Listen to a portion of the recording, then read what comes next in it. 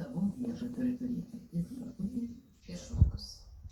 O jeigu įrankiai sumaišyti, tada žmogaus gyvenimas tampa netvarkingas. Nežinojau. Dabar žinau. Zoja Anatolievna nežinojo, kaip elgtis naujos vyro moters akivaizdoje. Ji labiausiai už viską bijojo prarasti Marką, todėl nusprendė nieko nedaryti, tikėdamasi, kad viskas išsispręs savaime. Markas parodė, kas ir kur yra. Vakar jūs visą dieną nebuvot namie, būčiau jūsų paklaususi. Nieko, šeimininkaukit. Zoja, tai viskas, ką pasakysi?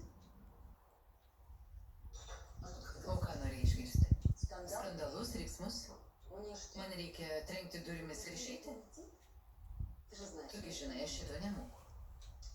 Mūsų butas didelis, geras. Kol jūs nesusituokę, nėra ko įdarytis. Tad pagyvensim.